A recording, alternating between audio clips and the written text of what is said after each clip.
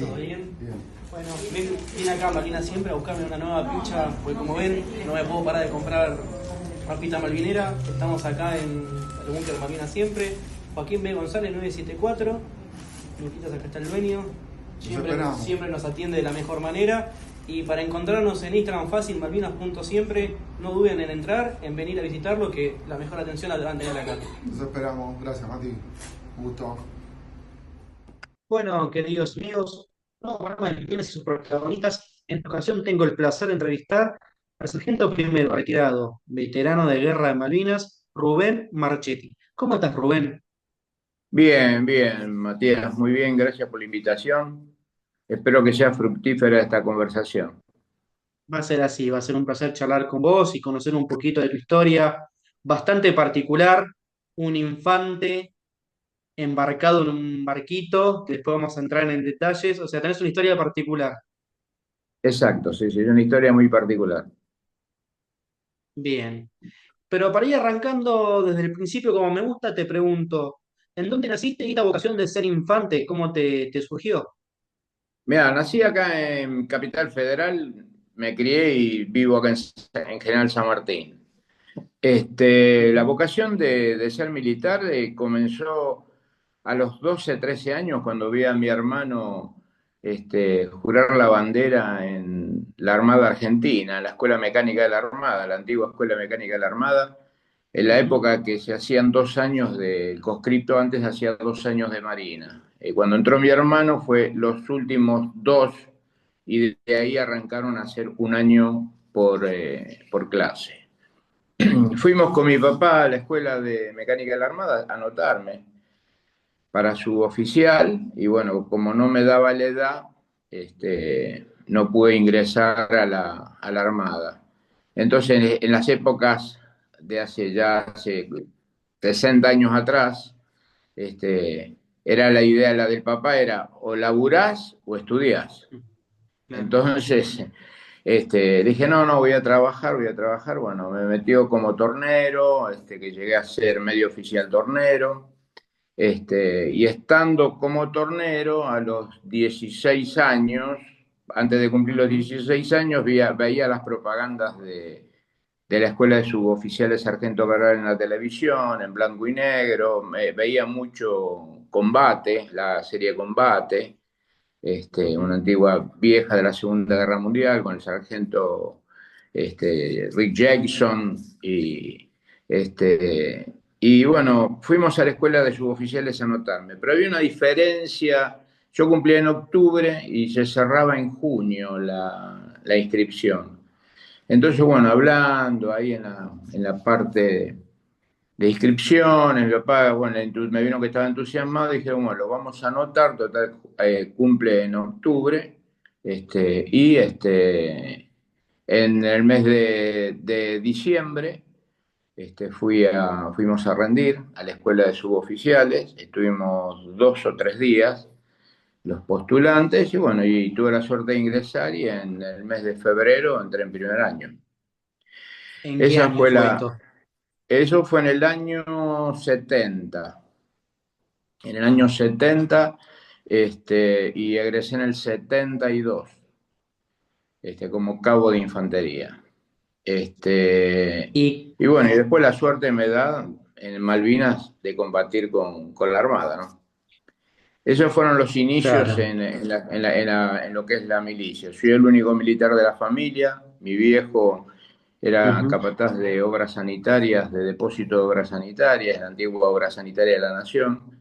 Mi hermano Ujú. mecánico, era un muy buen mecánico. Él también de chico empezó a trabajar dentro de un taller mecánico de una alemana ahí en la calle, en La Matanza. Y bueno, después mi hermano te armaba y te desarmaba un motor Mercedes-Benz con los ojos cerrados, ya tiene una experiencia espectacular. Así que nada, esos los inicios en lo que fue la milicia mía. Bien. Y a vos, para el año 82, ¿en dónde estabas prestando servicio? Estaba en el Liceo Militar San Martín, cumpliendo los servicios. Ahí en el IBI llegó la orden de movilización al Liceo Militar los primeros días después de la recuperación de las islas. Yo me entero de la Y ahí, recuperación de las islas en casa, sí. o sea, antes de ir a trabajar. Me estaba Ajá. afeitando y, viste, ¿te acordás de las radios de Spica, las chiquititas, esas Las marroncitas? chiquititas. La Sí. chiquitita estaba, la tenía ahí en la parte de la repisa escuchando y se escuchó los noticieros y se había recuperado Malvinas.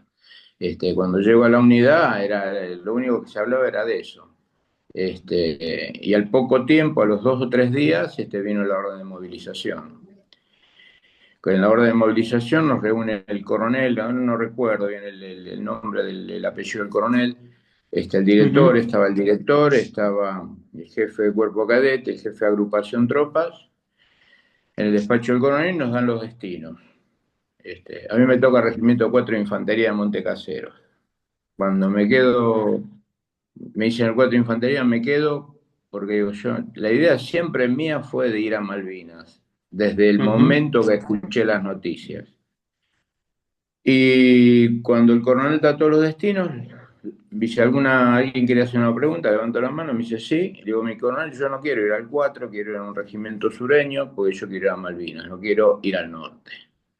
Claro. Y me dice, la orden ya está emanada por el Estado Mayor, no se puede cambiar, pero quédese tranquilo que usted con su regimiento, que ahora va a ser el 4, es un regimiento sureño, más que seguro van a pisar Malvinas. Me fui medio mascando bronca del despacho del coronel hasta que a la noche ya nos hicieron retirar todo lo que es el equipo de combate, Ahí en la el capacón. liceo. En el liceo, si viste, es el bolsón Ah, por de equipo con todos los elementos. ajá. Y Sí. a la mañana nos llevaron a la escuela de infantería. Nos Ujú. transportaron a la escuela de infantería, eso era todo sin armamento, íbamos con el bolsón por de equipo nada más. Y ahí mismo nos dieron la orden donde íbamos cada regimiento, qué micro tenía, subimos a los micros y nos llevaron. Llegamos a Montecasero aproximadamente a las 4 de la tarde, 5 de la tarde. Y ¿Para qué día? ahí ¿Te acordás más o menos? no, yo calculo que sería el 6, 7 u 8 de abril, Ah, ahí más o menos, días más, días menos, no recuerdo bien. claro. Nos dan para habilitar la compañía C, que la compañía C era para hacer el regimiento reforzado, porque era la compañía A, B, comando y servicio, y tenían que reabrir Ujú. la C para hacer un regimiento reforzado. Nos mandan a todos los de los institutos, estábamos en la escuela de infantería, nos mandan y armamos la compañía C. Ahí estuvo Jan Vías, estuvo el Gordo Valdés, yo, Pinto, bueno, y una serie de los que me recuerdo ahora, ¿no? Pérez Grandi también, que lo conocí ahí, eran subtenientes recién egresados. Creo que Jan Vías tenía un año, creo que de subteniente, algo así, no recuerdo bien. Y nos empezaron a dar soldados de las compañías que sobraban y los de la clase 62 que venían reincorporados. Y armamos ahí la compañía C con el sargento Primero Valdés, dimos los roles de combate a los soldados, los más intelectualmente capaces, los pasamos a lo que eran armamentos pesados, armamentos difíciles, y después distribuimos el resto de los soldados en grupos, abastecedores y demás. ¿Y vos en esa compañía, qué rol te tocó? A mí me tocó estar en la compañía C, estaba en la sección apoyo. Me tocaron los cañones Sekalski. Tenía 2 cañones en la compañía C. Y bueno, cosa que nunca los toqué porque Los vi allá en Malvinas y no, como después fui al Monzón, el regimiento prácticamente no lo vi nunca más. ¿Y vos para el 82 que eras sargento? Sargento, sí, sí, sargento era. ¿Qué edad tenías? 27 años. Bien. Y te hago una pregunta que no te quise interrumpir. ¿Cómo fue el tema de despedirte de tu familia? Eso fue una cosa prácticamente, fui la noche anterior a cuando se hizo la designación, ya Ajá. sabíamos que íbamos a entrar acuartelados y bueno, me despedí de mi familia, de mi señora, de mi hija mayor, mi señora estaba embarazada, habíamos tenido a Laura, la del medio, había nacido en enero. Ujú. Y mis viejos, porque nosotros estamos viviendo con mi mamá y mi papá en el departamento que ellos tenían acá en el partido de 3 de febrero. Y de ahí ya no los vi más, no los vi más hasta el regreso. Bien. Cuando llegaste ahí a Monte Caseros, al Regimiento 4, ¿se notaba en un tema de alistamiento? ¿Había alguna noticia de que se iban a ir al sur o a Malvinas? ¿Cómo fue el ambiente? No, las órdenes eran muy confusas, o sea, no, nos tocó unos días de armar a la compañía, de Ajá. estar con, o sea, instruir un poco a los soldados, y después de ahí nos tocó Pascua, dentro del regimiento, y del regimiento se dio la orden de movilización del regimiento después de Pascua. A los pocos días de Pascua fuimos de Monte Caseros hasta Paraná, Entre Ríos. En Ujú. Paraná hicimos una noche ahí cerca de la estación, dormimos por ahí, hizo el vivac, que no se armó ni nada porque estuvimos dentro de los galpones de las estaciones. Y al otro día se salió de Paraná a Comodoro Rivadavia, en avión. Ujú. Llegamos a Comodoro, y fuimos al Regimiento 8 General O'Higgins. Ahí se distribuyó a los soldados, se les dio el lugar al regimiento, los suboficiales dormíamos en la galería del casino afuera, en la galería del casino de suboficiales, que era cerrada, pero bueno, dormíamos ahí, hicimos nuestras mantas, nuestros colchones, este, seguimos dando instrucción a los soldados hasta que llegó la orden de... en Comodoro no se sabía realmente bien dónde íbamos. Yo hablaba con mi capitán porque mi capitán yo lo conocía de teniente en el regimiento 3. Él Ujú. era teniente recién ascendido y yo era cabo. Y bueno, había ya una confianza ya de antigua de la otra unidad. Y me decía, Claro. no sé dónde vamos, probablemente vayamos para el lado de Firroy o vayamos para la frontera. Y yo le decía, pero no puede ser, le digo, mi capitán, le digo, que yo quiero ir a Malvinas, quiero conocer Malvinas. Estaba pero recontra empecinado en ir a conocer las islas, porque Ujú. las islas a mí me habían quedado de la escuela primaria, de lo que nos habían inculcado nuestras maestras, nuestros profesores en la escuela primaria, parte de la secundaria. Y Claro. bueno, le dije, no, yo me voy a Malvinas. Y me quedó mirando el capitán, dice, está loco, ¿qué le pasa? Y digo, no, mi capitán, me voy a Malvinas. Y me vio tan decidido y me dice, vení para acá, me dice. ¿Vos te querés ir a Malvinas? ¿Y cómo vas a hacer? No sé, pero hoy quiero ir a Malvinas. Si nos vamos para cualquier otro lado, pero yo quiero tocar Malvinas. Y me vio tan decidido que me llamó de vuelta y me dijo, si vos te llegás a ir a Malvinas y mañana no estás acá, te paso sin causa. Perfecto, listo. Dejé el armamento, salí del regimiento y me fui caminando y un señor me dice, ¿para dónde vas? Para el aeropuerto. Me dice, bueno, dale que te llevo. Estuvimos charlando, pues la gente en Comodoro era muy solidaria. Veían un soldado, no tanto tropa, oficial, suboficial, lo que sea, y la gente era muy, pero muy solidaria. Me llevó hasta el aeropuerto, del aeropuerto busqué un avión que iba a Malvinas, un F-28, hablé con el suboficial de aeronáutica que estaba ahí, le dije necesito ir a Malvinas, Aquel, digo, tengo que impartir una orden, así, bla, bla, un verso, y me anotó, iban piloto, copiloto, mecánico y yo. Y iba el F-28 lleno, lleno de comida, sin asiento, ¿no? Era todo bodega el avión ese. Claro. Bueno, en Tarla subimos, se despega el avión, al rato me llama el piloto y me dice, ¿viste las islas? Le digo, no, no las vi. Me dice, pasá acá a la cabina. Me dice, ¿las ves? Y me las muestra en el radar, la imagen de las islas. Me dice, si ahora nos pegan, no te asustes, pero si nos pegan un misilazo no la vamos a sentir, me dice el piloto. Y digo, ya está, le dije, ¿cuál es el problema? Aterrizamos en Malvinas y le pregunto, ¿cuánto tiempo vamos a estar acá en Malvinas? Me dice, vamos a estar entre una hora y media y dos, descargamos y nos vamos. Si no estás, nos vamos. Bueno, me bajé, bueno, el desorden normal de todo el Mm. abastecimiento, lo que era la base aérea de Malvinas, y me fui caminando, salí caminando para donde está el Lady Elizabeth, el barco ese abandonado del 1800 y pico, Ujú. y un camión de la Marina me dice, ¿para dónde vas? Puerto Argentino, dale, subí. Me llevó a Puerto Argentino, empecé a caminar por ahí, yo orgulloso, andaba por ahí, por Puerto Argentino. Y me fijo la hora, relativamente ya la hora, salgo de vuelta a la ruta y un camión de Fuerza Aérea me lleva al aeropuerto.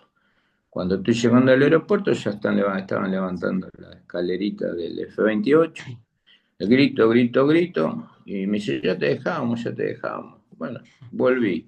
Sí, llego, era tarde, ya sería la tardecita, Ujú. y llego a Comodoro, y cuando llego a Comodoro empiezo a caminar para ir al regimiento, que era bastante lejos, y un señor me dice, ¿para dónde vas? Le digo, voy al regimiento 8. Me dice, bueno, vamos que te llevo. Y estuvimos charlando, le había comentado que había ido a Malvinas y le interesó. Y me dice, no, no, dice, lo que vos me estás contando acá se lo vas a contar a mis hijos y a mi señora. Te invito a comer. No, señor, sí, te invito a comer, te invito a comer. Bueno, me llevó, siempre me acuerdo, me hizo la señora un churrasco con 2 huevos fritos, ¿viste? Está Mm. espectacular. Bueno, estuvimos hablando, de la señora, le explicaba todo, que era lo que yo había visto, y después el hombre me dice, bueno, dice, ya que no, ¿radio tenés? Le digo, no, no, radio no tengo. Me dice, bueno, dice, mira, dice, vamos, te regalo esta radio, llévatela, te la presto. ¿Viste? ¿Te acordás las radios Nobles 7 Mares, que eran unas radios grandes, que eran las primeras con AM/FM, que tenían una tapa Ujú. que levantaban y se veía el planiferio? Una de esas me quería regalar. Va, regalarme, prestame. Yo le digo, Ah, no, señor, le digo, voy a una guerra, no, no, yo voy a poder escuchar radio y ahí, ¿dónde puedo escuchar? No va a haber alcance, no va a haber nada.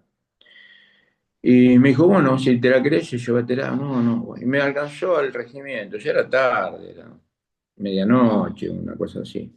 Me voy a dormir, llego y al otro día en la formación estaba el capitán mirando, ¿viste? A ver si me encontraba. Y le levanto la mano, ¿viste? Como diciendo, acá estoy. Y me dice, con usted quiero hablar. Y me dice, llegó, bueno, acá me mete preso, dije. claro. Y bueno, en total, me metía preso ahí donde iba, a estar en el cuartel, ahí no sé, o sea, no. Y cuando me termina todo, me llama y me dice, ¿fuiste a Malvinas? Y digo, sí, mi capitán. No me digas, ¿sí fuiste a Malvinas? Sí, sí, sí.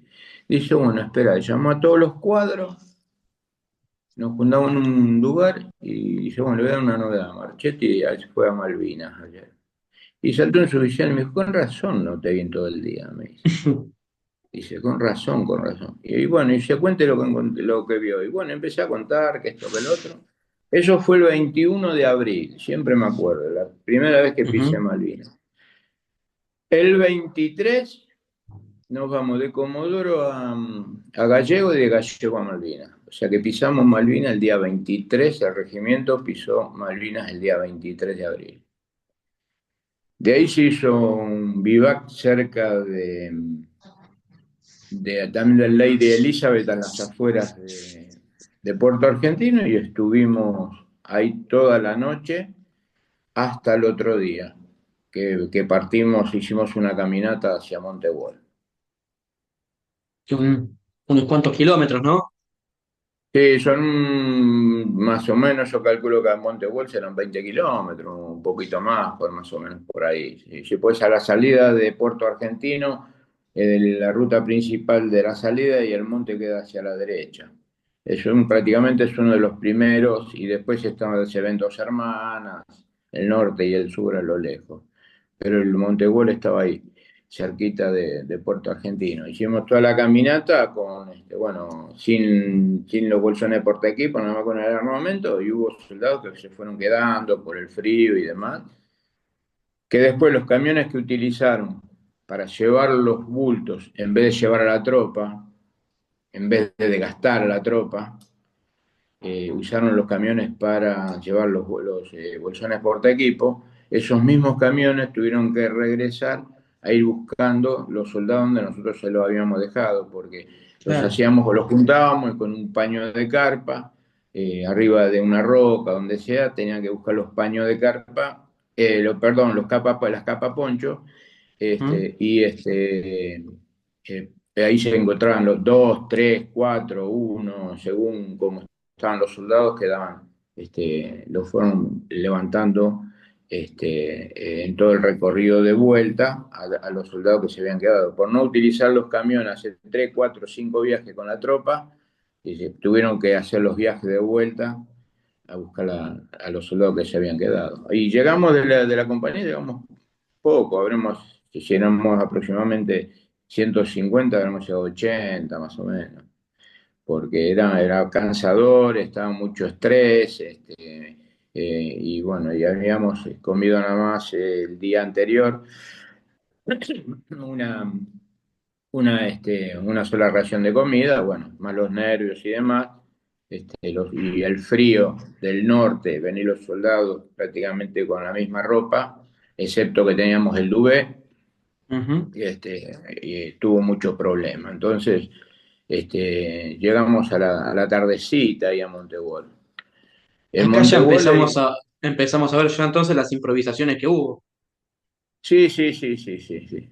Porque en vez, o sea, te vuelvo a repetir, en vez de utilizar los camiones para ponerle 10 viajes con los camiones y llevar al regimiento, después lo tuvieron que volver a hacer para ir a buscar los soldados y el mismo combustible lo gastaban de una sola vez antes que gastarlo tantas veces y tanto desgaste en material y demás. Pero bueno, hubo improvisaciones Ujú. que bueno, que se fueron limando con el tiempo, pero algunas persistieron, ¿no? Lógicas que persistieron.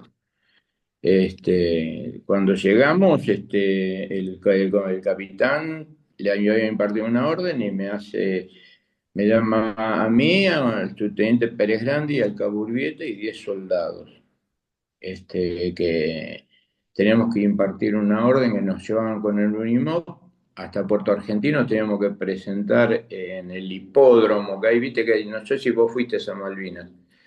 No. Hay un hipódromo en Puerto Argentino, como si fuera una pista de cuadreras, una pista recta, con Ujú. una tribuna y una casilla que sería la de la boletería.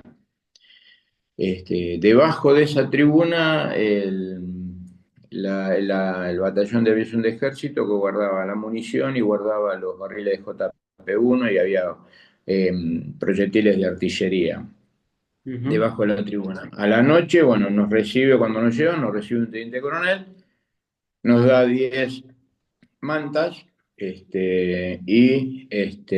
perdón, 5 mantas, y una nos quedamos el subteniente, el cabo y yo, y las otras 4 se las repartimos al grupo. Estamos todos mojados. No, no, bueno, no se cenó nada, dormimos, descansamos y al otro día el teniente coronel nos imparte la orden de que teníamos que dar con un Unimog y ir a buscar comida y repartir en distintas posiciones ahí en Puerto Argentino. Que en realidad fue una orden que no entendíamos, pero bueno, la teníamos que cumplir, porque eso era Claro. del general Joffre, que era el jefe de logística de Malvinas, y hicimos nuestra posición lejos de esa boletería, hicimos a unos 50, 60 metros nuestra posición, que fue la que utilizamos después que esos 4 o 5 días que estuvimos ahí en Puerto Argentino. Ahí ya nos agarra el ataque del 1 de mayo, Ujú. que lo veíamos de la posición nuestra, y después fuimos a verlo Estaba el sargento Mondaca, que era un suboficial de la sección apoyo nuestra de la compañía C, que era el encargado de sala de armas, pero estaba con 4 toneladas de munición en el aeropuerto. Entonces fuimos a ver en qué situación estaba, y con unos cilindros que habíamos dejado un poco de comida, para ver si el sargento tenía o no comida para darle, y a ver en qué situación estaba. Medio discusiones con los de la Fuerza Aérea que no nos dejaba entrar. Pudimos entrar y verlo al sargento con 2 soldados que estaban, que no había pasado nada porque las bombas inglesas habían quedado prácticamente la parte de la cabecera y ellos estaban atrás de la pista. Bueno, comieron y después nos retiramos, ¿no es cierto? Volvemos, eh, al poco tiempo volvemos a la posición, a nuestro regimiento, retomamos nuestros bolsones portaequipo, todavía estaban tirados en la base del, del cerro, nadie los había recogido, estaban nuestros bolsones portaequipo ahí. Cuando subo con el bolsón portaequipo, me voy a ver cómo era, en qué situación se encontraba la sección apoyo, cómo estaban distribuidos, a ponerme al tanto de la situación, qué era lo que había pasado, de los soldados, bla, bla, bla. Y me vuelve a llamar el capitán y me dice, vos que estuviste en Puerto Argentino, hay una orden nueva. Y le digo, ¿cuál es? Me dice, tenés que ir abajo, allá ves que hay un jeep. Digo, sí, hay un mayor que está esperando, un oficial con 2 soldados, una más, cajones de municiones. 2 cajones de municiones. Me dice, anda, cumplí esa orden y después tenés que volver acá.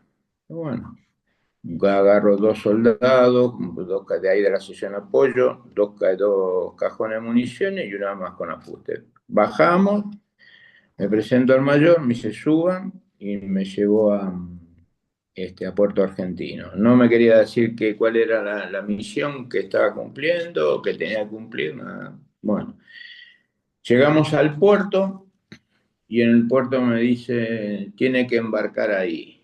Y yo veo un barquito chiquitito y digo, pero ahí tengo que embarcar. Me dice, sí, dice, usted va a ser el artillero de ese buque, pero me tiene que dejar un soldado. Y le digo, bueno, vos, uno era abastecedor, los dos en realidad eran abastecedores, pero uno era cocinero, que era Godoy, y me quedé con Godoy cocinero, y al otro lo hice con el mayor. Y me presento al barco. Yo lo que pensaba, digo, tenemos que estar en alta mar con esto, que era un barco chiquitito, dije, bueno, acá nunca más, porque era una cosa que no se podía creer lo chico que era. Era un barco de 30 metros de largo, por 5 de ancho, por 8 de calado, o sea, era nada, y todo bodega, era un barco viejo, porque ese barco se llamaba Monsunen y era de la Falkland Island Company, que lo había Ah, requisado la Armada para el transporte de tropas y demás dentro de las islas. Ese barco, en paz, cuando todavía no se había recuperado las islas, cumplía la misión de llevar combustible, ovejas, comida, la lana, etcétera, en los distintos puertos de las islas, junto mm. con el Forest, que el Forest era el gemelo del Monzón.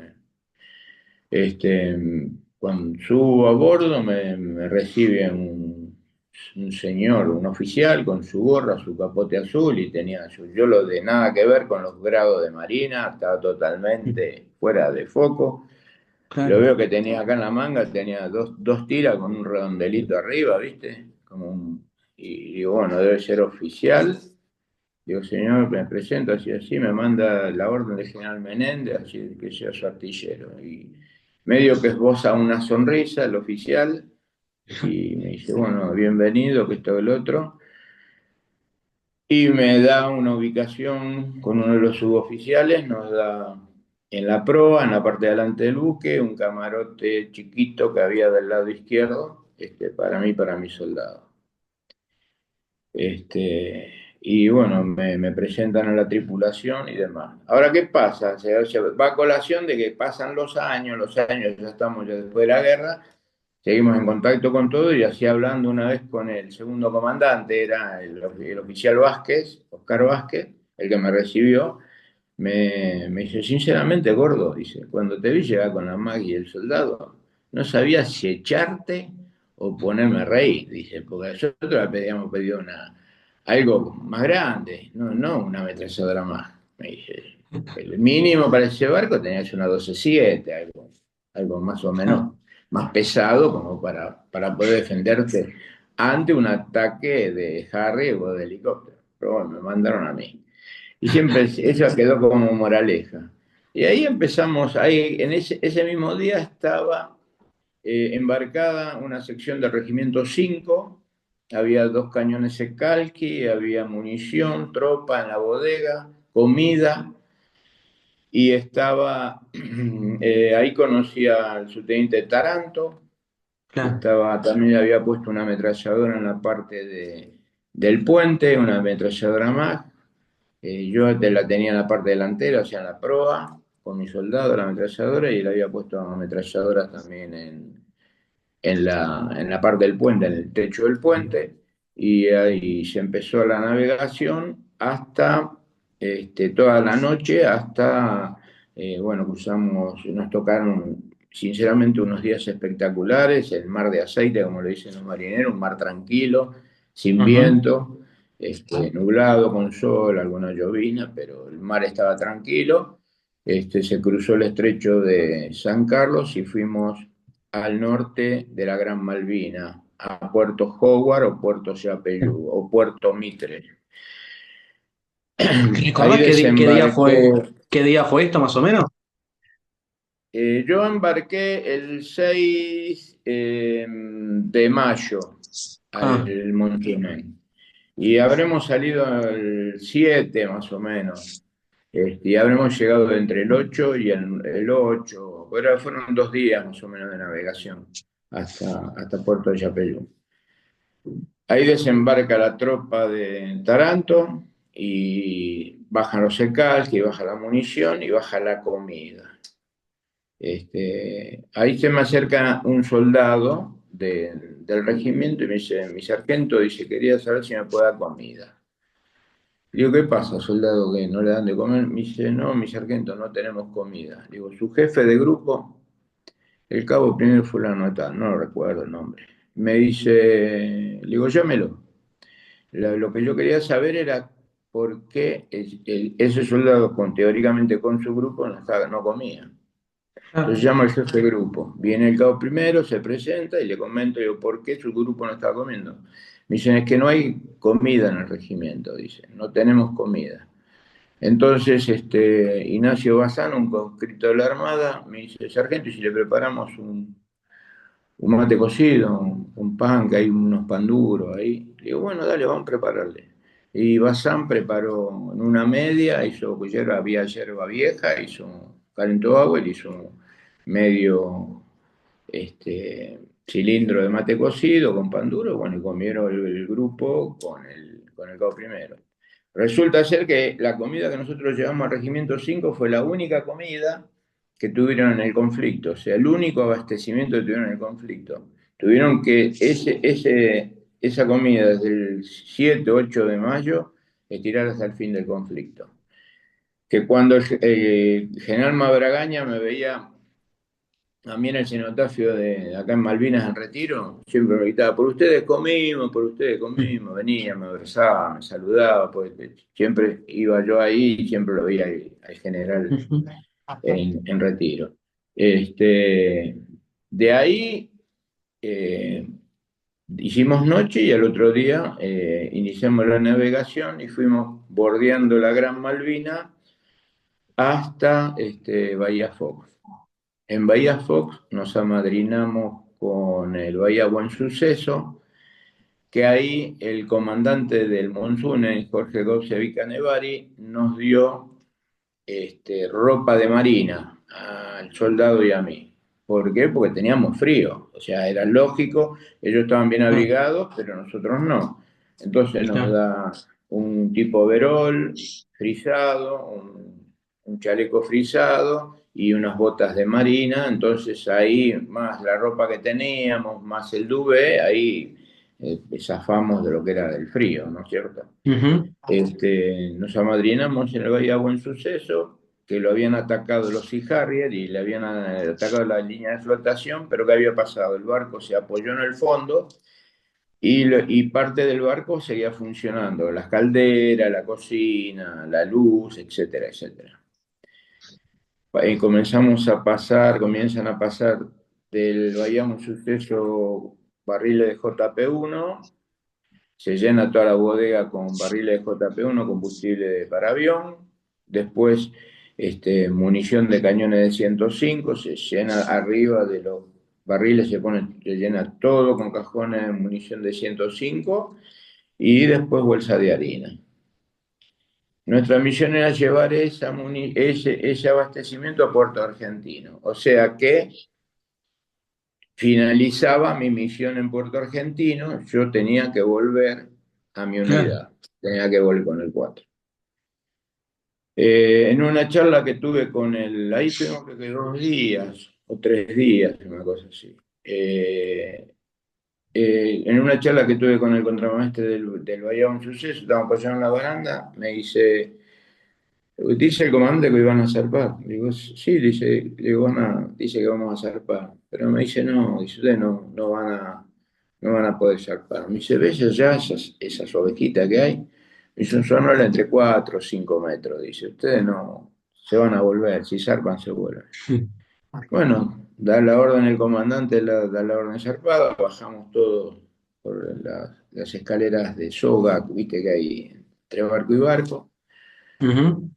Bueno, tomamos toda la posición y con Godoy nosotros nos entreteníamos mirando en la proa del Monsune cuando saliese de los puertos, los delfines y los pingüinos cómo nadaban en Mm. la proa. Hasta que empezó el buque a pegar un leve cabezazo hacia abajo, a levantarse y cuando se levantaba caía hacia plaf, ¿no? Y veíamos que, o sea, cuando nosotros damos la prueba, que las olas, o sea, eran más altas que de lo que estábamos nosotros. Entonces volvimos a donde estaba nuestra ametralladora atada, nos pusimos los chalecos salvavidas y nos quedamos los quietitos ahí. Medio blanco ya, porque empezaba a Claro. moverse bastante el barco. Cuando empieza, a medida que vamos saliendo de esa bahía, de la bahía de Fox, allá agarraron el estrecho un poco abierto, el mar nos empezó a pegar una paliza bastante, bastante ruda, ¿no? Las olas comenzaron lo levantaban al buque de la proa, lo inclinaban hacia la derecha, caía, se levantaba y quedaba la hélice girando en el aire, volvía a caer, pegaba hacia el otro lado, giraba hacia el otro lado, levantaba la hélice y quedaba girando. ¿Qué pasaba cuando yo estaba sentado y lo miraba a Godoy, lo tenía sentado en el frente? Las olas, había momentos que lo tapaban más alto que él, eran inmensas, y él veía las olas después cuando el buque volvía a cabecear para el otro lado, o sea, que se inclinaba hacia el lado de él, cómo las olas pasaban del lado, o sea, veía las que estaban atrás mía. Estábamos los dos blancos, pues no sabíamos sinceramente qué pasa, iba a pasar ahí, porque para los marinos eso es normal, pero para nosotros de ejército es totalmente fuera de foco. Lo único bueno que hubo es que las olas no ingresaron al barco, eran como, no rompían, eran olas que se levantaban, no rompían, hacían una pequeña cresta y lo manejaban al barco, lo llevaban de un lado para el otro. ¿Qué hizo el comandante? El comandante empezó a girar, a dar el giro para regresar a puerto y ahí sí nos pegó otra zambada, otra zamarreada bastante importante, pero lo que pasaba es que el mar no entraba, o sea, las olas no entraban, ¿no?, adentro del buque ni tampoco pegaban, nos mojaban a nosotros. Esa fue la suerte que tuvimos. Cuando el buque volvió, apuntó, o sea, se dirigía de vuelta hacia la bahía y empezó a ingresar a la bahía, claro, las olas disminuyeron y estaba relativamente calmo, era bastante viento. Volvemos a madrinarnos en el Bahía Buen Suceso, o sea, no estábamos. Lo bueno que tuvimos los dos es que no nos mareamos, no vomitamos, no nos descompusimos, como cualquier persona le puede ocurrir en una situación de esa o navegando, ¿no es cierto? Eso fue lo bueno que tuvimos en todo el tiempo que estuvimos en el Monsunes. Volvemos a subir al Bahía con Suceso y el contramaestre me dice, viste que iban a volver, me dice, iban a volver. Bueno, pasamos la noche, todo ahí tranquilo, bueno, haciendo guardias y demás, porque ya prácticamente el conflicto estaba andando, estaba en marcha, y al otro día salimos sin viento, un mar calmo, y empezamos a cruzar el estrecho de San Carlos. Lo que pasaba que este barquito, al ser de tan poco calado, era un barco que iba siempre pegado a la costa. No tan pegado, pero relativamente cerca de la costa.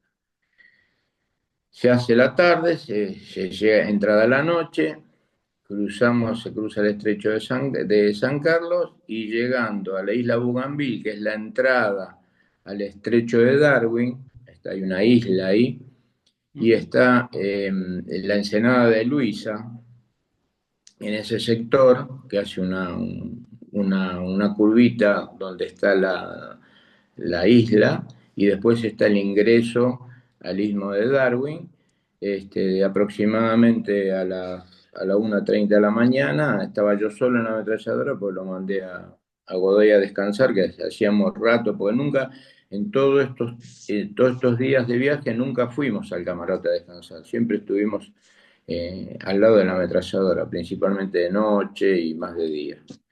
Lo mando a descansar y el comandante, a viva voz, grita quién estaba en la ametralladora, quién estaba en la ametralladora. Le grito yo, señor Marchetti, y me dice, alerta amarilla, helicóptero se acerca por la proa.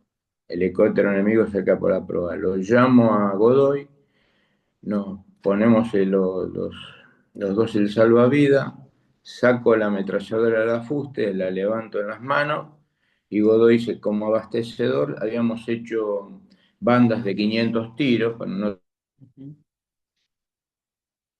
tan grandes, tan largas, problema, o sea que a los 500 tiros cortamos y teníamos que poner otra, y a mí me había puesto trazantes, luminosas y comunes, o sea, habíamos separado las distintas categorías de municiones dentro de la banda, de la cinta. La noche era una noche clara, el mar estaba sereno, se veían los cerros de la costa, o sea, era una noche muy, pero muy linda y sentimos el paleteo del helicóptero que se acercaba. Cuando yo lo veo que se acerca, prácticamente eh, a unos 10 metros de altura del buque estaba, le veo la silueta, comienzo a abrir fuego.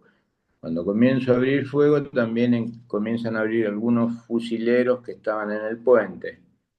Yo cuando veo que la trazante luminosa pasaba la trompa del helicóptero, o sea, se iba fuera de lo que era el fuselaje, reglo el tiro y comienzo con la ametralladora a cortarlo prácticamente al helicóptero.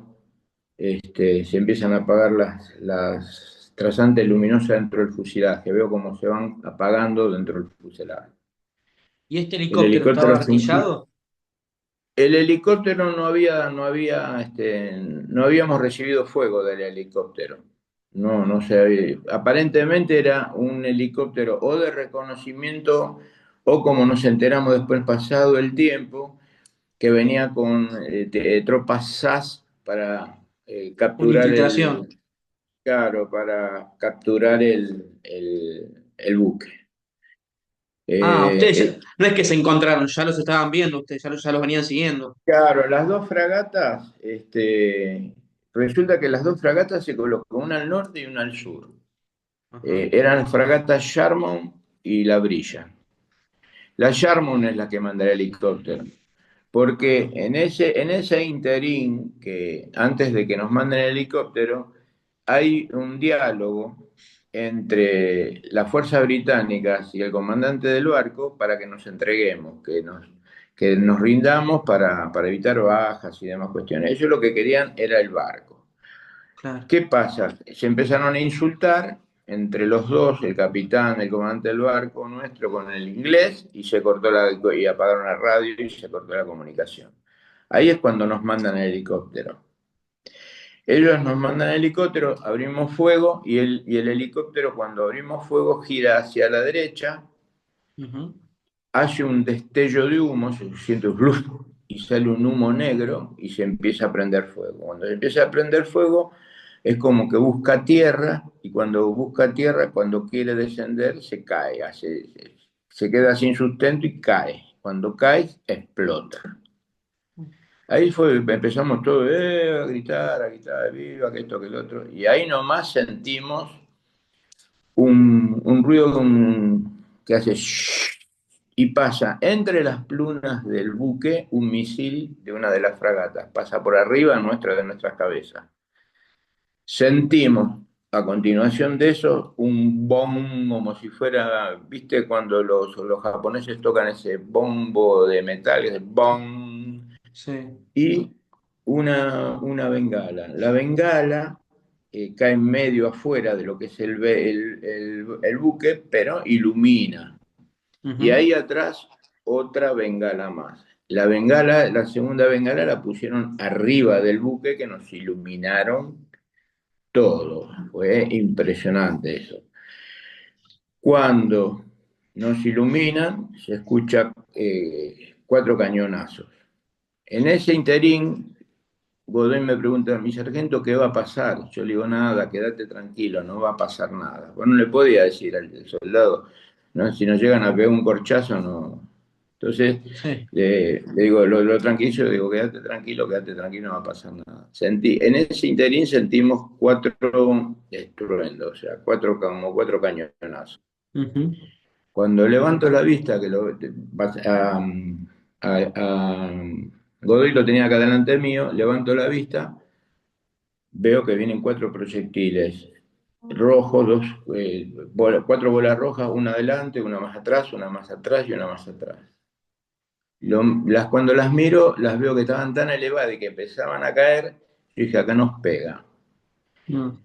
En ese interín, yo después lo dije después de muchos años, eso no, porque viste, hay veces que te van a decir: este se está haciendo Rambo, este está mintiendo, este que es el otro. Entonces, lo sabía mi familia, pero no lo empecé a decir. Resulta que cuando veo los 4 proyectiles, al lado de los proyectiles veo la imagen de la Virgen de Luján. En una nube la veo a la Virgen, que fueron segundos. ¿Y qué pasa? Los 4 proyectiles empiezan a perder potencia. Y en vez de pegarnos, caen como unos 70, 80 metros antes del buque. Que explotan y el buque hace un pequeño movimiento, se amarrea así. Eso pasó hasta que después de 17 años lo veo al comandante en el buque Puerto Deseado, acá en Mar del Plata. Lo voy a ver con mi señora y nos hacen pasar al camarote de él en el Puerto Deseado. Había un suboficial que le estaba enseñando saxo, o sea, porque él quería aprender saxo, en ese momento no estaba, y cuando llega, me mira, vuelve para atrás y me dice: gordo, y la puta, ¿no? Nos abrazamos y me dijo: vos también la viste, vos también la viste. Nos salvó la Virgencita esa noche, nos salvó la Virgencita. Eso fue una cosa que siempre me quedó. Volviendo nuevamente, el día 23 fue de mayo a la 1:30 de la mañana que nos atacan las fragatas. Cuando veo la Virgen y demás, se acerca el guardiamarina Lemans, que era el jefe de comunicación del barco, que era también egresado hacía poquito, Se Ujú. acerca para decirnos a nosotros que el comandante iba a embicar el buque. Yo le pregunto, ¿qué es embicar? Me dice, lo va a hacer chocar contra la costa. Agárrense bien de donde puedan, porque cuando pegue vamos a dar vueltas por la cubierta. Bueno, yo me agarro de una amarra grande, trato de agarrarme lo que más pueda, Godoy también, Lehmann también, y se siente el golpe que embica sobre roca. Es como si fuera un choque de trenes, el ruido a Ah, chapa, la explosión, eso es la proa del buque. Y el buque se levanta, o sea, cuando choca con la roca se levanta hacia arriba y ahí es cuando, por el impulso del golpe, del choque, ah. empezamos a girar por la cubierta y cuando se levanta empezamos a girar al revés, o sea, volvemos para el lado de la popa. ¿Y esto qué? ¿Porque se Ahí no, preveía otro ataque? no, fue eso, todo eso fue bajo fuego enemigo, o sea, no fueron los 4 proyectiles más el misil, no, ellos se nos empezaron a tirar para hundirnos. Ah, bien. ¿Qué es lo que pasa? Estamos permanentemente bajo fuego enemigo, pero ellos Ujú. no nos pudieron pegar porque, como está esa zona de Caleta Foca es toda rocosa, el radar le reflejaba la roca a ellos, no le reflejaba la silueta del buque.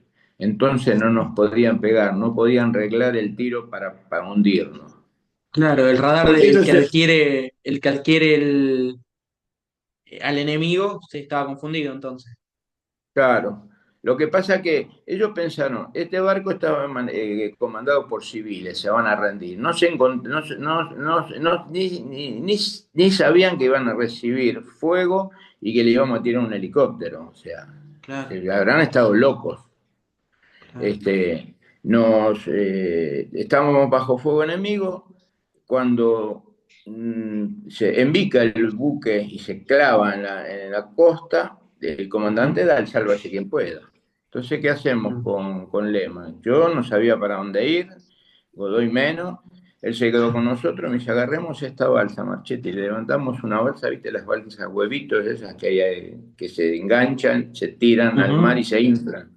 Claro. La subimos con él a la baranda, él la ató, la tiramos al mar y se infló. Cuando se pique se infló, lo primero que hice me tiré adentro de la balsa.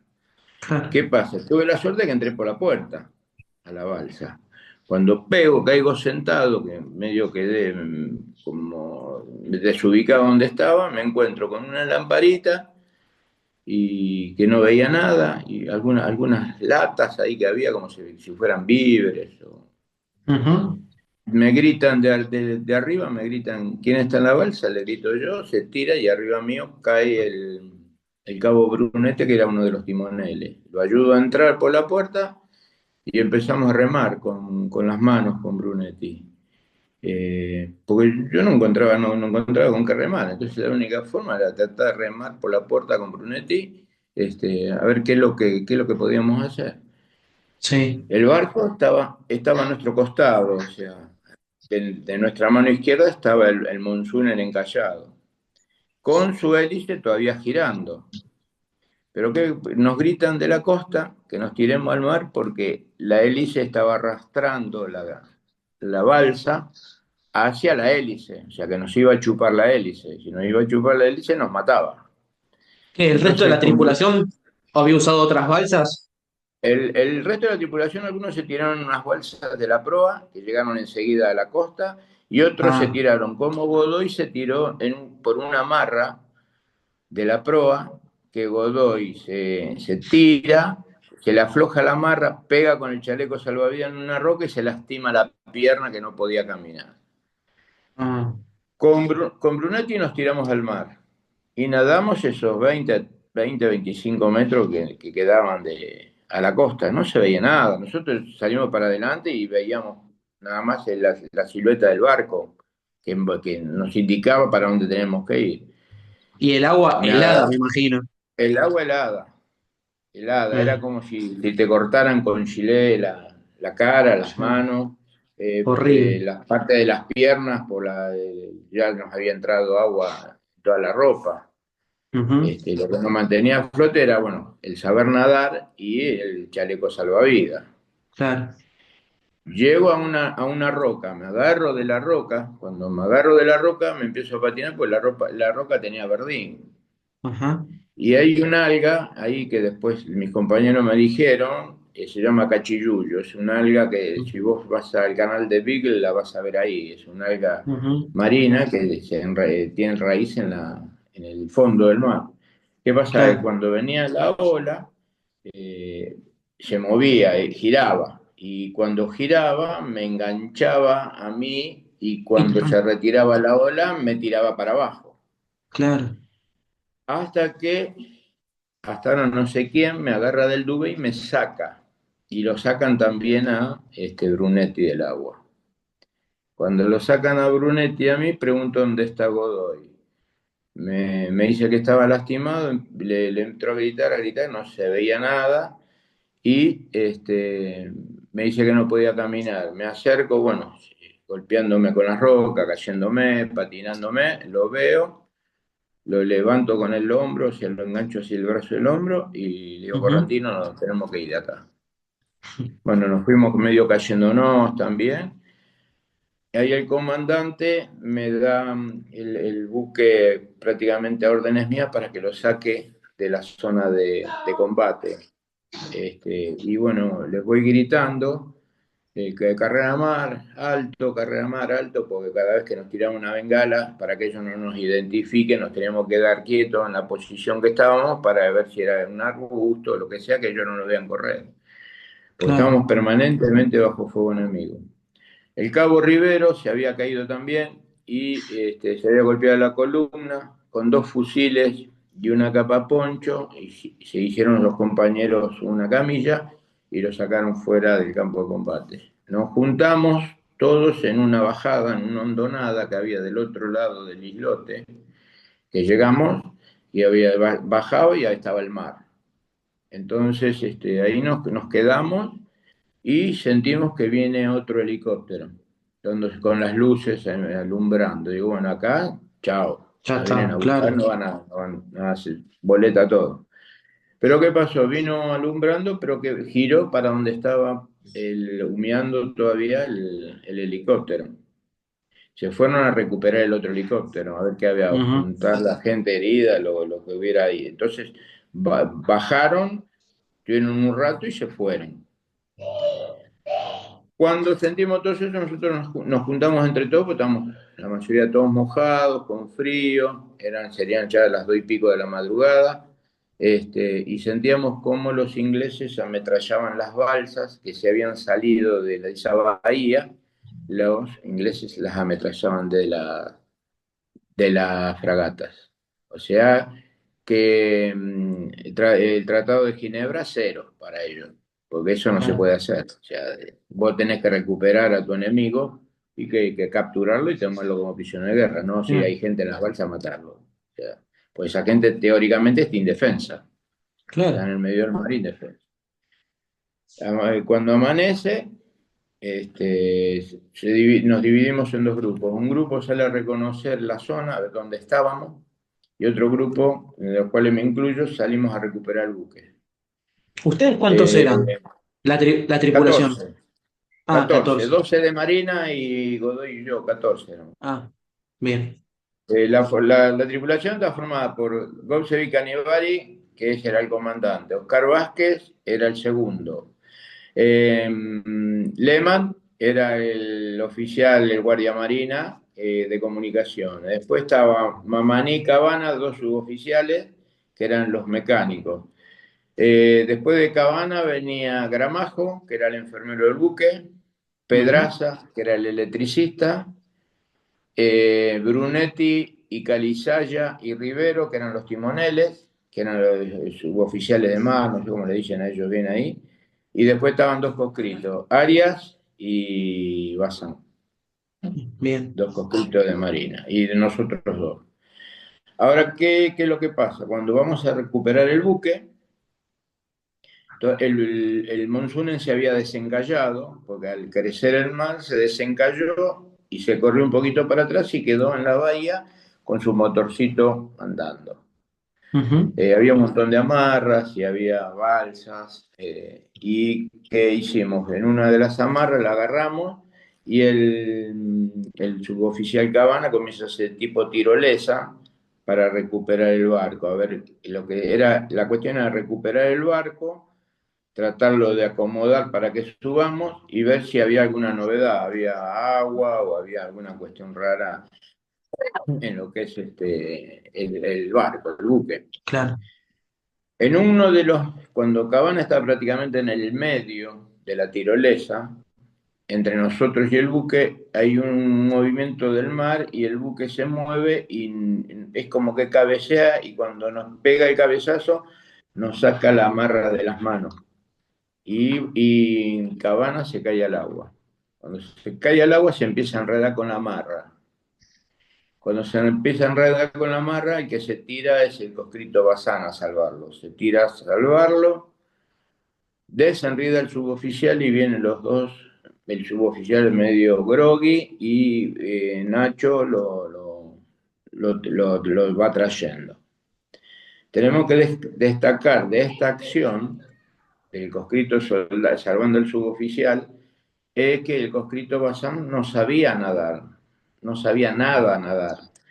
Era un conscripto, un catamarqueño que vivía en Mutquín, en Catamarca, en un pueblito en el medio de la montaña. Esa acción a Bazán le correspondió la medalla al heroico valor en combate, que es uno de los soldados más condecorados de la Armada Argentina, de los conscriptos condecorados de la Armada Argentina. Recuperamos a los dos y después, con las amarras y la balsa que andaba ahí media desinflada, pudimos recuperar el barco. Sube Brunetti a la balsa y tirándose con la amarra puede recuperar el barco. Hacemos todos el mismo proceso con la amarra, con la balsa para recuperar el barco. ¿Qué pasa? Que cuando se recupera el barco y dan la novedad a los mecánicos, Mamani y Cabana, se había enrollado una amarra en el timón. Entonces estaba fuera de servicio. Ujú. Paran los motores y el comandante se tira con traje de buzo que había ahí en el barco, a ver si podía, pero al no tener oxígeno, no tener máscara, no tener una serie de cuestiones, el agua fría, no estaba en condiciones de todo, no puede sacar la amarra. Vuelve a subir y se llama a Puerto Argentino. Se da la alerta en Puerto Argentino y en Puerto Argentino nos mandan a la tardecita, nos mandan el Foret, el gemelo del Monsune. Ah. Bueno, con Godoy limpiamos la ametralladora, volvemos a poner todo en condiciones, dejamos todo lo nuestro en condiciones, volvemos a dar la seguridad, que en realidad por más que estuviéramos, no era salir para nada, porque un ataque transportado, un ataque de Sea Harrier, ya estábamos totalmente entregados. Viene el Forest y comienzan con una amarra del Monsunen a querer engancharlo en la popa del Forest, proa con popa, y se Ajá. cortaba. ¿Qué pasaba? Que el peso que tenía el Monsunen era demasiado y las amarras se cortaban. Hasta que el segundo comandante del Monsunen, con un tipo escopeta con gancho, tira una soga enganchada a una amarra y la amarra la enganchan al ancla del Monsunen. Entonces, en el Forest, con las plumas del Forest, enganchan la soga, enganchan la amarra y van trayendo el ancla del Monsunen al Forest. La levantan, la colocan en la popa del Forest, el ancla del Monsunen, la atan y comenzamos la navegación. O sea, éramos el tiro al pato, porque los barcos esos desarrollaban 4 nudos, o sea que era nada, y Claro. cargado y a remolque era menos. Tipo 12:30 del día 24 llegamos a Pradera del Ganso, que estaba ahí cerca, relativamente cerca, y se transfiere todo lo que teníamos en el Monzón, en la munición, el JP1, la bolsa de harina, la bodega del Forest, y el Forest se va. Nosotros al amanecer, el comandante me pregunta y en realidad qué era lo que se debía hacer, y le digo, mi señor, le digo, tendría que ir a ver al jefe de regimiento para que le dé una posición principal y posiciones de alternativa para la defensa de la plaza y la dirección probable donde puede llegar a venir el enemigo. Entonces el comandante va, habla con el teniente coronel Piaggi, y el teniente coronel Piaggi dice que hiciéramos la posición donde nos creamos más conveniente y que el regimiento moría en la posición. No había posiciones de alternativas, no había. Entonces llega una orden de Puerto Argentino que había un helicóptero a disposición, que los que queríamos volver a Puerto Argentino y dejar el buque ahí, porque ya el buque estaba fuera de servicio, volviéramos Ujú. a Puerto Argentino. Entonces, cuando nos da la novedad, el comandante dice: el que quiere irse va, yo no me voy a enojar. Todos y cada uno decidimos quedarnos a defender el buque y a defender la plaza de Pradera del Ganso. Y el helicóptero, o sea, ni apareció, porque era bien claro que nos íbamos a quedar todos a defender el buque, porque era nuestra casa. Así que Claro. íbamos a defender el buque hasta las últimas consecuencias. Y a defender la plaza. Nos agregamos como fuerza agregada la Fuerza de Tarea Mercedes, que era el Regimiento de Infantería 12, una fracción del Regimiento 25, Gómez Centurión, Esteban, y el subteniente Silva, perdón, el teniente Esteves, Ujú. que murió en Darwin. Y bueno, hicimos nuestra posición. Antes de hacer la posición, el guardiamarín alemán con el segundo comandante me dicen de ir a ver una posición que Fuerza Aérea había dejado abandonada, que estaba a unos 200 metros. Entonces vamos a verla, la veo, y a un costado había una antiaérea de 35 milímetros del grupo de artillería, y le digo: no, acá no, porque acá van a venir a atacar, si atacan van a venir a atacar la batería, y nos van a matar a todos, o va a haber baja. Entonces el segundo comandante le dice: no, vamos a hacerle caso a Marchetti, y dice: vamos a hacer la posición donde él dijo. Entonces todos ayudaron a hacer la posición en un lateral ahí del puerto, todos los Ujú. conscriptos, soldados, oficiales, suboficiales, todos hicimos la posición, la reforzamos y demás, y quedó espectacular. Y ahí teníamos cerca el buque y teníamos cerca nuestra posición. El teniente coronel Piaggi viene y me pide la ametralladora, porque resulta que en la primera línea no tenían ametralladora más, porque el regimiento en realidad estaba disminuido en armamento y en munición. Entonces yo le cedo la ametralladora más mía para la primera línea, y nosotros, como estábamos en la posición, bueno, nos íbamos a defender con los fusiles. Pero después, haciendo una gestión, un oficial de no sé quién fue del Monsunen, la Fuerza Aérea nos dona una ametralladora de Pucará, las que van en las alas del Pucará. Y la montamos dentro de la posición, y empezamos a llenar con nuestro cajón de munición las bandas, que eran unas bandas como de tela. Ahí ayudó Cabana, Mamaní, Nacho Bazán, Pedraza y demás, y conseguimos una batería, porque como era eléctrica, tenemos que tener positivo y negativo para que dispare. De eso se encargó Pedraza, de hacer todo el dispositivo eléctrico. Yo de colocar la ametralladora donde correspondía, hacer las bases y demás, cada cual con su trabajito, todos colaborando.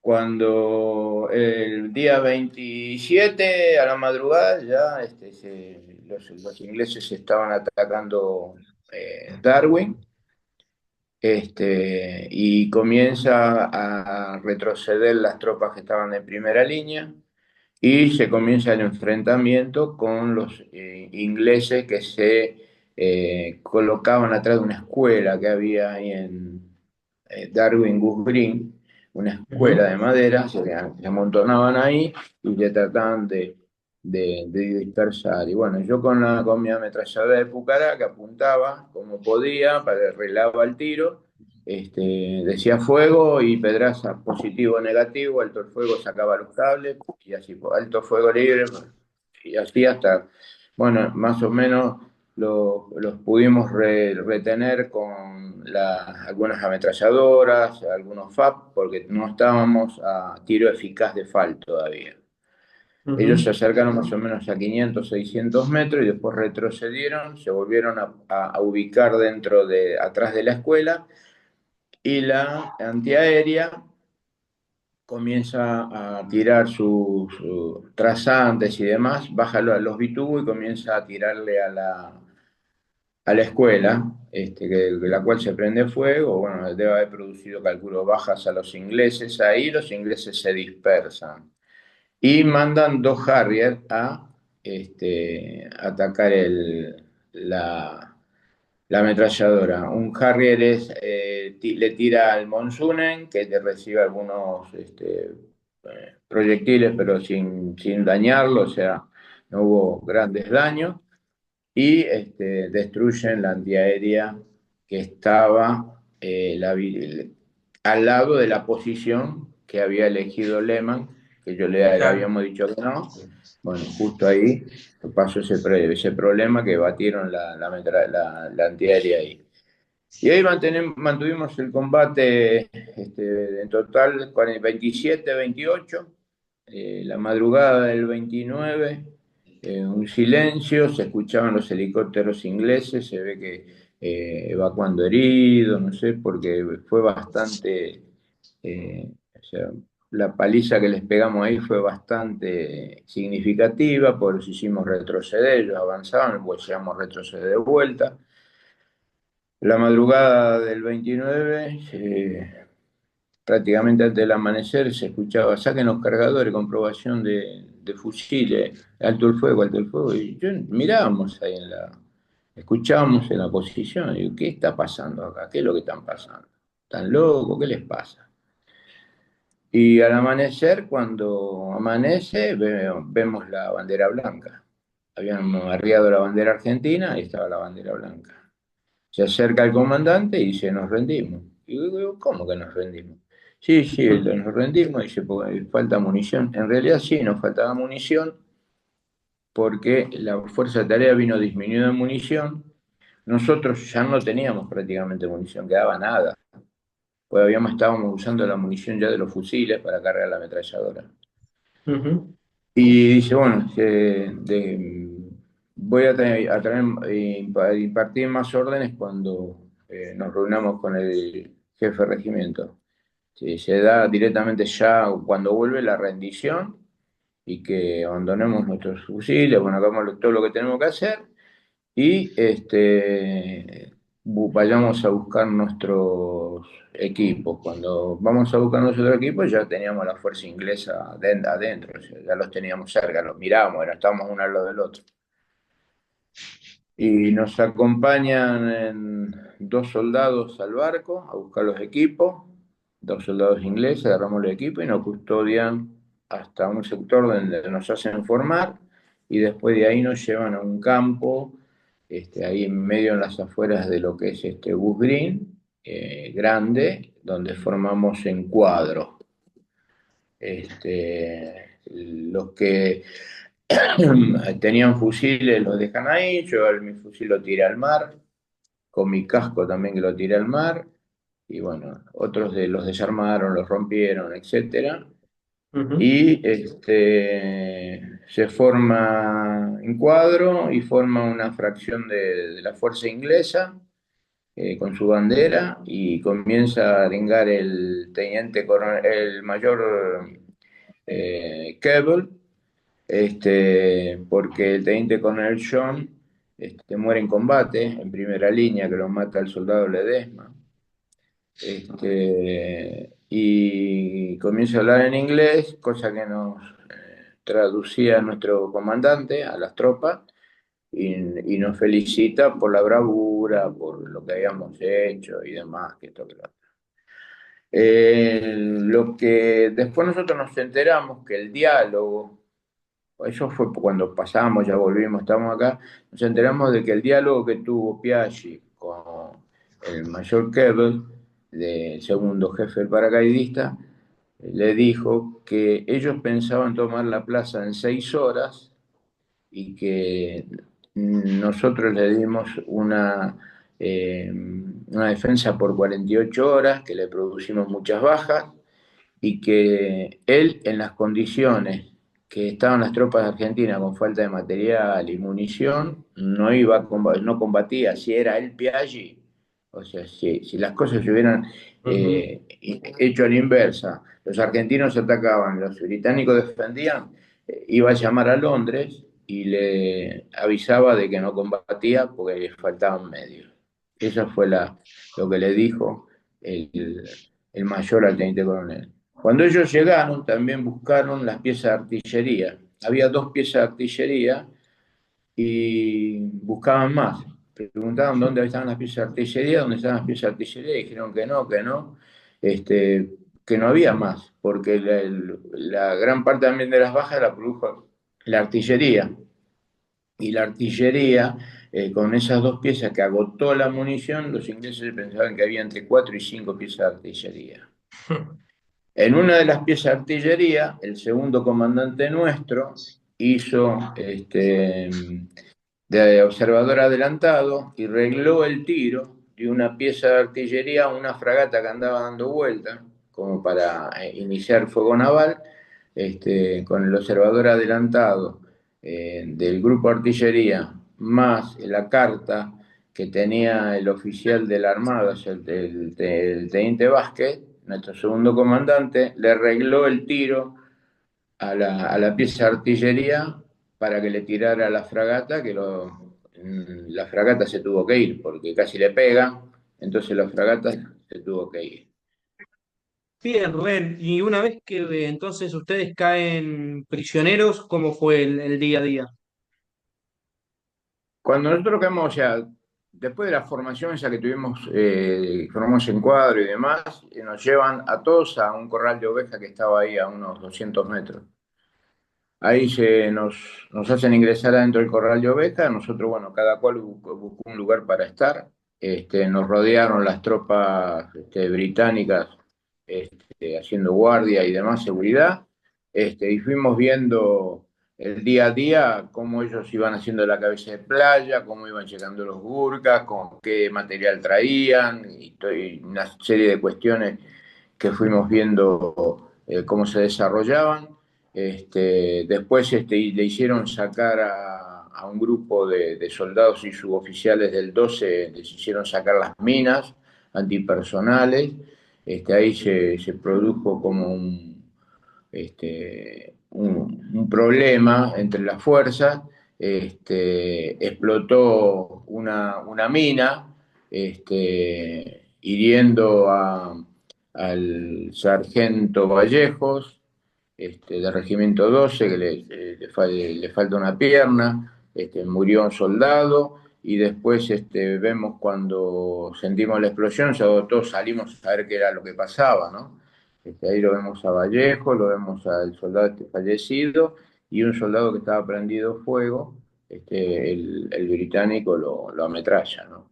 Y lo mata. Y ahí, bueno, se hace como una sublevación que paran los oficiales argentinos, bueno, porque si no se iba un tole medio embromado, y se apacigua la cosa, y bueno, y no, los ingleses ya no envían más a las tropas a sacar las minas, cosa que no corresponde también por la Convención de Ginebra. Ellos hablan mucho de Convención de Ginebra acá cuando los tocan a ellos, pero después ellos hacen todas las cuestiones al revés, o sea, así pasa con los Ujú. ingleses y como con cualquier parte del mundo.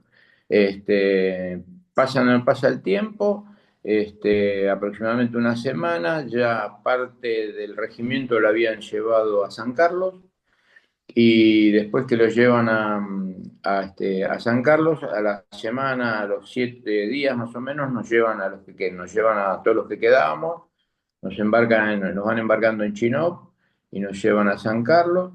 Estamos en un frigorífico abandonado, muy chico, donde los ingleses se montan una carpa y nos empiezan a hacer preguntas, más a lo que éramos suboficiales, que estamos con bigote, oficiales y demás.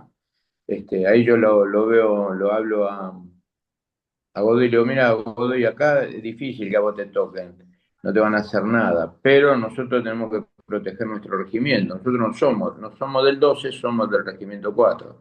Entonces, para evitar algún problema, que nos lleguen a apretar o pegar o algo para que ellos sepan, nos digan dónde estaba el regimiento y nosotros digamos dónde estaba el regimiento, vamos a decir que somos del regimiento 12, que somos de la compañía C, del regimiento 12 y que somos rancheros, que damos la comida. Punto, mantenete en eso, a vos no te van a tocar, capaz que a mí sí me van a separar o algo, pero yo me las arreglo, vos mantenete así para que no te toquen. Bueno, bueno, bueno. Llega el momento, me agarran y me llevan a esa carpa. Había un oficial inglés de la Armada con 2 soldados de custodia y me entra a hablar un inglés argentinizado, castellanizado. Bueno, le doy mi número de instituto, mi grado y mi arma. Y me preguntaba qué era, y yo le decía que era ranchero. Y él me decía Ranger, y yo le decía, no, ranchero, no, Ranger, no, ranchero, el que da de comida, le decía eso al inglés. Y me agarra, me dice, no, Ranger, Ranger, Ranger. Me sacaron y me metieron en una habitación, en un galpón más chico. Cuando entro en el galpón más chico estaba lleno había 4 o 5 soldados ingleses con la Starling y había un montón de argentinos apoyados en la pared con los dedos, así, con las manos. Claro. Te Y, tomaron y ahí por fuerzas especiales. claro, una fuerza especial, una cosa así. Entonces agarra y me dice, ahí lo veo a Gobsevi, lo veo a Lehmann, lo veo a Vázquez, veo a algunos de la Fuerza Aérea, algunos de Ejército, lo veo, creo que estaba Mamani también, y bueno, nos estuvieron ahí encerrados. Nos hacían parar por ahí algún toquecito con la ametralladora en la costilla, pero más de ahí no pasó. Ujú. Pasa el tiempo, pasa aproximadamente. Arriba teníamos, en ese techo, teníamos una bomba de 500 libras argentina que habían tirado los aviones argentinos y que no, quedó enganchada entre los fierros y se veíamos la espoleta y todo. O sea que si llegaba a caer, volábamos todo con todos los ingleses y toda la historia. De ahí pasó el tiempo y nos llevaron a una barcaza de desembarco y con las barcazas de desembarco nos llevaron al buque Norland, que era como un buque que pareció al Canberra, de transporte de pasajeros. Ujú. Ahí nos ubican en unos camarotes, en ese camarote iba uno de Fuerza Aérea, Rosso, un cabo primero que no recuerdo el nombre, y un sargento ayudante de ejército, que era uno de los traductores del general Parada. Y yo con Rossi hice una amistad muy importante. Después cuando vinimos, cada cual veníamos a ir a mi casa, yo a casa de él, hicimos una amistad importante. Y ahí en ese interín era como que me querían separar a mí de ahí, de ese grupo. Había un inglés que hablaba castellano y era como que me querían separar y los compañeros me dijeron, no, si te sacan a vos, no tienen que llevar a los 4. Así que metete entre medio de nosotros y no te van a sacar. Bueno, ahí nos llevaban a caminar adentro del buque para hacer cuando, ciertos días y horarios para que caminemos dentro del buque en la parte donde estaban las playas de estacionamiento, porque era un buque tipo balsa, un barco tipo balsa. Y cuando llegó un momento que llegaron la Cruz Roja. Yo la Cruz Roja no la vi llegar, nos avisaron por los altoparlantes que había llegado la Cruz Roja, tampoco gente de la Cruz Roja nos vino a ver, a preguntarnos en cada camarote cómo estábamos, sino que nos dieron un papel que llenáramos con los datos de nuestros padres, dónde vivíamos, de qué fuerza éramos, número de DNI, nombre y apellido, etcétera, etcétera, etcétera. La Cruz Roja Internacional no apareció, por lo menos por nuestro camarote, no apareció. Bien. Cuando llegamos a Montevideo, una noche, llegamos a Montevideo y nos hacían bajar en la parte superior del barco, por una escalerita chica que tocábamos de este lado del barco y de este lado había vacío, no había baranda. Entonces, cuando uno pisaba mal, se movía mal, hacías un movimiento así la escalera y nos podíamos caer, algunos se podía caer. Entonces empezamos a gritar que paremos, que paremos, que paremos, y empezamos a cantar izquierdo, derecho, izquierdo, cosa de que se iba para un lado y se iba para el otro, se iba para un lado y se iba para el otro, pues bajamos con los bolsones portaequipo en el hombro. Una vez que bajamos en Montevideo, allá en el puerto, había unas carpas con la Cruz Roja y demás. Entonces, en un listado, los ingleses nos iban nombrando, uno de los que hablaba castellano, y controlaba la Cruz Roja, que está en el listado, y después pasamos a otra carpa donde la Cruz Roja nos volvía a nombrar y nos entregaba las fuerzas argentinas, también que nos tildaba el nombre.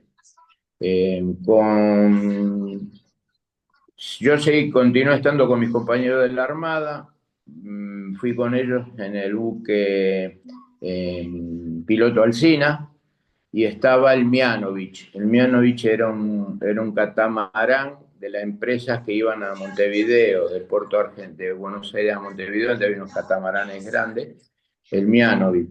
Nosotros vinimos en el Piloto Alsina de la Armada.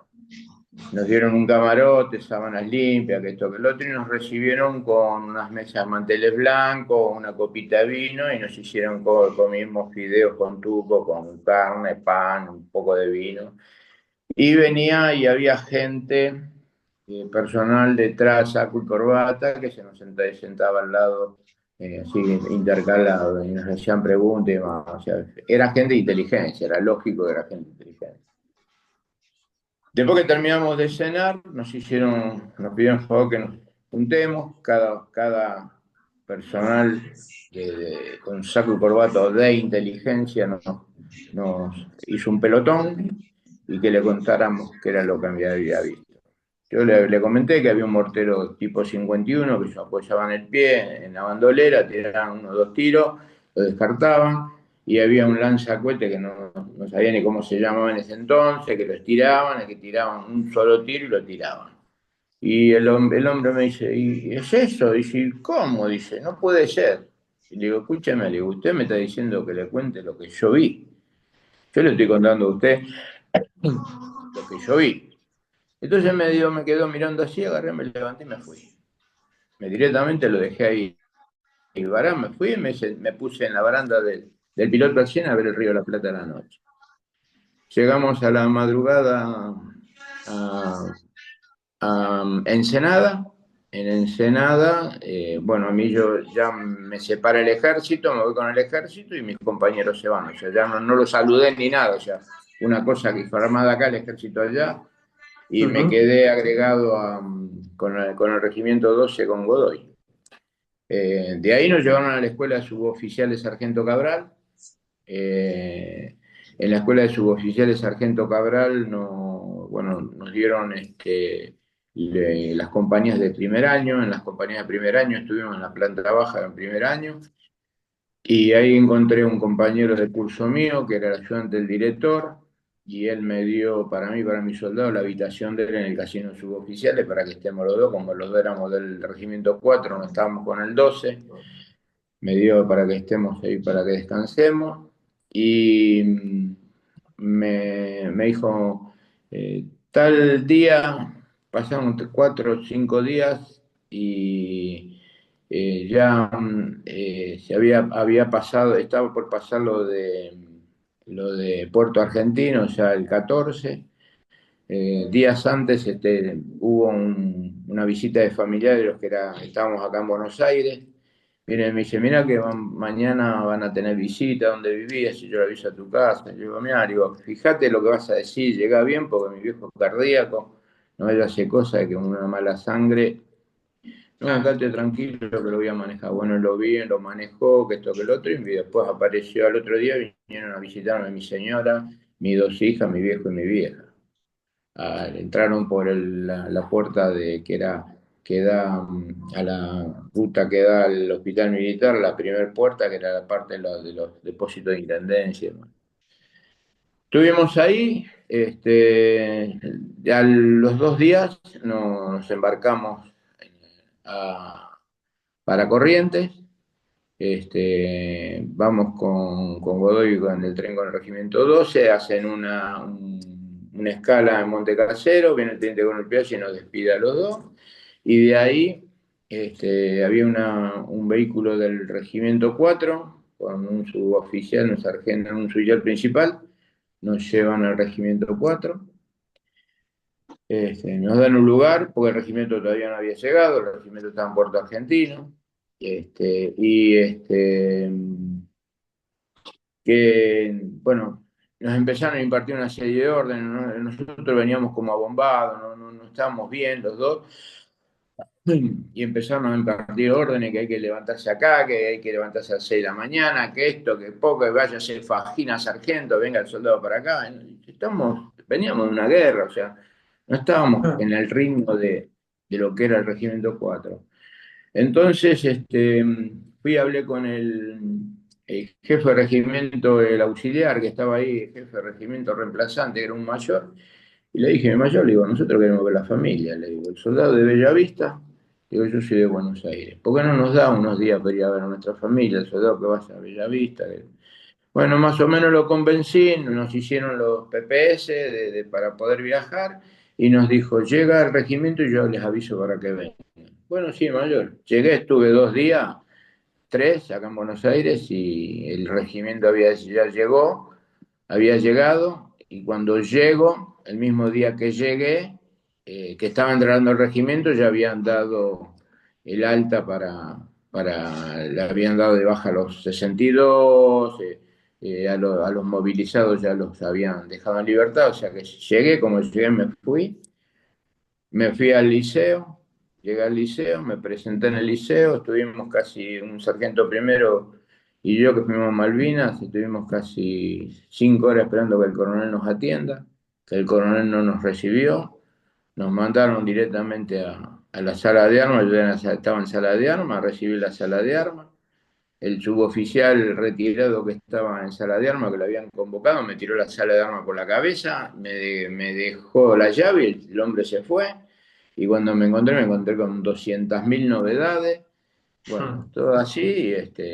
Después un día eh, estamos en formación, y a la mañana temprano cantamos Aurora, todo, pisamos el pabellón nacional y un teniente coronel lo, lo sanciona a un soldado por no tener el dedo a la altura de la tetilla o al hombro ¿viste? Que el fusiló acá, porque lo tenía más abajo que todo el otro, y yo lo quedo mirando al teniente coronel, lo miro al soldado, y fue automático. Empecé a cruzar la plaza de armas del liceo, o sea, solo, todos formados, y yo me fui caminando, como moviendo la cabeza, como diciendo, no puede ser lo que estoy viendo, o sea, era una cosa que... Y cuando llego a mi sala de armas, a los 10 minutos viene el encargado, o sea, el sargento ayudante de la agrupación tropa, y me dice, el teniente coronel lo va a sancionar, lo va a sancionar. ¿Qué pasó? ¿Qué pasó? Le digo, mi sargento ayudante, usted puede ser, le digo, vengo de una guerra, todo lo que vi, y por una pelotudez así van a sancionar a un soldado. Dejémonos de joder, mi sargento ayudante, y él se quedó. Y me dice, bueno, quédese tranquilo, voy a hablar. Bueno, se ve que habló, no me metieron preso, nada, porque se ve que lo había convencido, vino este hombre, vino así, no sé qué. Y ahí siguió, después me dan el retiro porque tengo hipoacusia bilateral con trauma acústico, con la membrana de Corti destruida, ya tengo zumbidos permanentes, Ujú. no escucho bien, confundo los números, a veces me habla mi hija acá y al lado y no lo entiendo. Y tengo estrés postraumático de guerra, el estrés postraumático de guerra se me desencadenó en Río Gallegos, también por un estar, que se venía viendo y se venían pasando y una secuencia, se me desencadenó ahí. Me dan el retiro y ¿En qué después año fue? eso fue en el 85, 86 me retiran. Ajá. Y después de ahí viene la posguerra.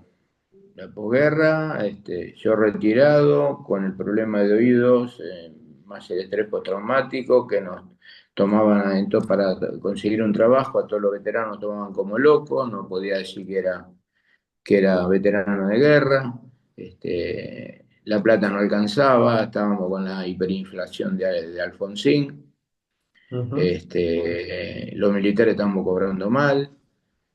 Me iba a las 12, 1 de la mañana a Juncadela a esperar para ver si podía engancharme en algún camión para poder hacer unos mangos al final de la tarde para poder llegar a fin de mes. Por ahí vos llegabas, estabas a la 1 de la mañana y tenías 50 tipos adelante. Y cuando vos ibas a entrar te tocaba a vos entrar, te decía, no, ya está, ya se cubrió el cupo y tenías uno o dos, o eras vos el siguiente y te tenías que volver. Claro. Después, como no conseguía trabajo, volví hablando con el diariero, yo estaba viviendo en el barrio militar de ahí de Villa Martelli. El diario El Che, ¿no sabés? ¿Algún laburo? ¿Qué tal?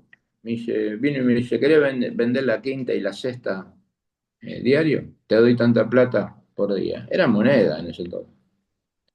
Digo, sí, bueno, me puse a vender diario en Constituyente y General Paz, me subía a los colectivos, bajaba, viste con el peligro de que tirate el colectivo, que ahí en esta parte del 21, el 28, Mm. toda esa historia, bajaba abajo el puente al 176, bueno, trabajaba como hasta las 11, 12 de la noche, me daba moneda de lo que vendía, me daba un porcentaje, me hicieron poner en un tarrito las monedas para ver después cuánto había juntado para ver qué es lo que me alcanzaba. Me alcanzaba para morfar y después de eso, también mi viejo cuando cobraba jubilado de obra sanitaria venía con su eh, Mm. bolsa con comida. Cuando yo cobraba le llevaba comida a mi viejo y así. Después por mi viejo conseguí que él fue ayudante de un teniente primero, que era coronel retirado, así lo que le habló, y conseguí, me llamó el coronel a casa y me dice, andate ya urgente a la empresa Recero. Y me fui a Recero ahí en Godoy Cruz, Santa Fe, con un currículum, que yo tenía un currículum armado, tenía los años de ejército, es combatiente de Malvinas, orgulloso, todo lo que yo sabía hacer, que había la experiencia dentro del ejército, depósitos, munición, que esto, que el otro, aquí, que allá. Y lo voy a ver al jefe de personal en ese entonces, que era amigo del coronel, y estuvimos hablando, y me dice, sí, dice, estás apto para entrar, dice, pero me prestaba, me dice, voy a ver tu currículum. Cuando mira el currículum, me dice, ¿te puedo decir algo? ¿Le puedo decir algo? Sí, señor. Dice, mire, los años de ejército, sáquelo y los excombatientes sáquelo. Y yo le digo, ¿por qué? Y vio porque a los excombatientes los está tratando de locos. Entonces, no lo puedo admitir con eso. Fíjese a ver si consigue alguna empresa, algún amigo que haya trabajado en una empresa para cubrir estos años y que él ponga lo de referente a su amigo por si lo llegan a llamar. Yo no lo voy a llamar, pero por ahí alguien de acá lo va a llamar. Ujú.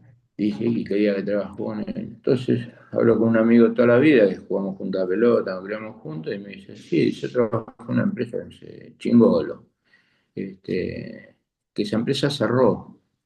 Y me dice, ¿qué año necesitas? De tal año a tal año. Me dice, no, cerró yo entré en Recero, entré en el 88, por ahí, cerró en el 85, 84. Dice que nos rajaron a todos. Digo, me da la dirección, puse la dirección, el nombre, y digo, ¿te pongo referente a vos? Sí, poneme a mí que me llame. Y bueno, puse referente. ¿Te acordás? Antes los teléfonos no había celular, estaba el de a disco, ¿viste? Que estaban. Ujú.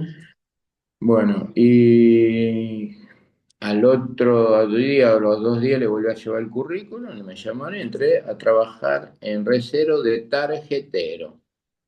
En la entrada, ¿viste? Que controlar la gente que fiche, Sí. el parte enfermo, todas esas historias. Después, Recero cerró, quebró, cuando vinieron ¿cómo era que se llamó?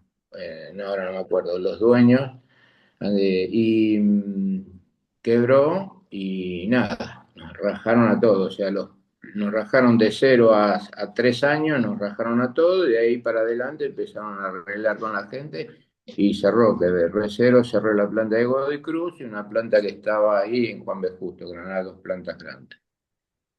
Y después el resto rebuscándomela, ¿viste? Para laburar porque no me toman, con lo que yo tengo, no me toman ni la presión en una empresa pública. O sea, ni pública ni privada, porque cuando me hacen los estudios y todo. Así que nada, arreglándomela. Esa es la vida, ¿viste? Y lamentablemente me sentía abandonado, ¿viste? Me sentía abandonado y hay Sí. veces que me dicen, vos sos un renegado. No, no soy un renegado. Yo cuento lo que me pasó, flaco. O sea, yo no, te estoy diciendo la verdad. Al que le duela, que le duele, y al que no le duela, que no le duela. Es Ujú. así, ¿viste? Esa es mi historia y nadie me la va a Ujú. cambiar. La verdad, Rubén, te agradezco la franqueza, la buena predisposición, nos contaste toda tu historia. Siempre digo que el post-Malvinas siempre fue mucho más complicado en sí que los 74 días que duró la guerra para la mayoría de ustedes. Y yo creo que podría decir todos, pero bueno. Así que realmente te agradezco este tiempo y fue un placer esta charla. Dale, muchísimas gracias, Matías, muchísimas gracias. Espero que sirva para que quede grabado para la historia, para ver si aprendemos algo, ¿no? Si podemos aprender algo. Y vamos a ver que las Malvinas se recuperen pacíficamente, para bien de la Argentina y bien del pueblo. Esperemos poder verlo. Te mando un Esperemos fuerte volver. abrazo y quedamos comunicados. Gracias igualmente. Un fuerte abrazo. Gracias.